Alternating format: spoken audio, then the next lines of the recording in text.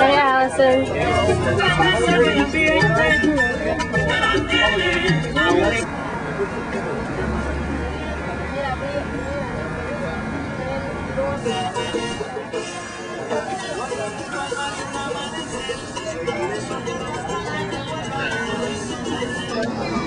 It's a timeline of the Bushwick community from like the 1900s till the present is on the corner, and then the future is maybe side. Well, we were painting over there. Well, that was just. No, we're gonna show you what. See right here? That purple. It will and remix. There you go. We paint that. It? Yeah. That's what they. Well, you painted. You ain't painting nothing. Well, I'm doing my work, which is recording. Oh, all right. And we did our work. We're just painting.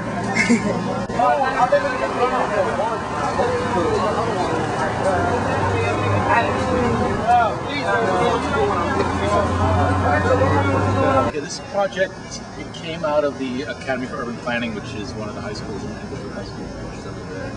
And they were doing like a survey of the community, looking at the history of the community. They worked on a project called Up in Flames, which is at the Brooklyn Historical Society right now, that was looking at the fires in 1977 and all the kind of issues that went around that. And while they were doing that, they were looking at public art that was in the neighborhood and kind of in the country that was dealing with social issues. And they decided they wanted to paint a mural of their own, so they found out that I was still around and I had done the mural this year in 1993. So they asked me if I was in and facilitate some workshops with the students in school, and I came in January and I came in with Crystal and Clara, and we did workshops every week for about 3.5 months about different issues that the students want to see on the wall.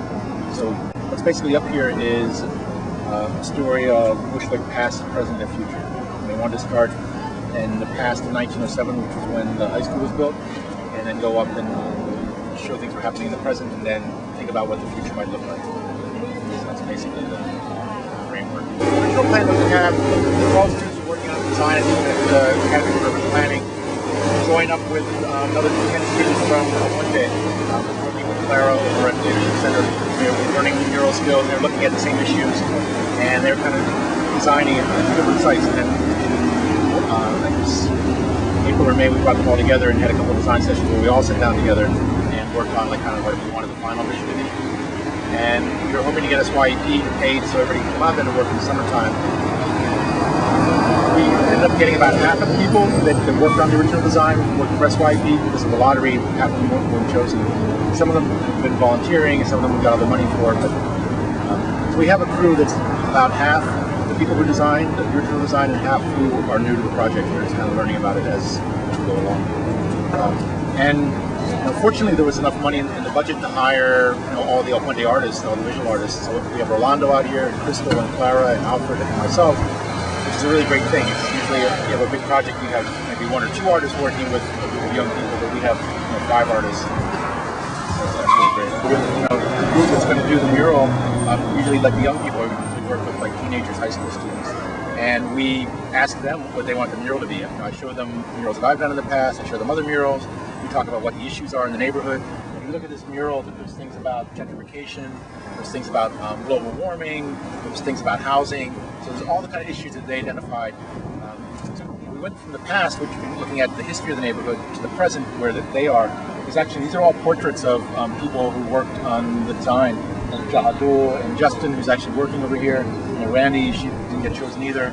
They wanted to represent themselves, kind of like the group that was thinking about what was going on in the community, and then in the future, kind of like being the ones who kind of like fix the world. So it's things that are problems right now are no longer problems in the future. So in the future part, there's it's like a kind of cleaner, greener kind of.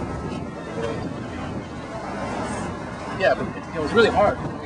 Design because if it's like a square, it's kind of easier because you can make like a picture in a museum.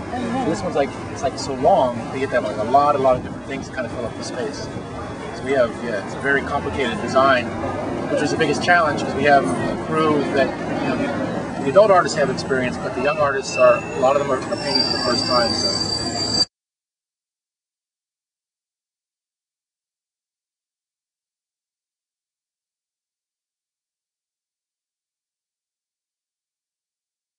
Me and Eric enjoyed every minute of painting. Right, Eric?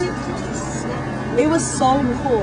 And we're happy that we have this opportunity to do this. Right, Jesus? Yes.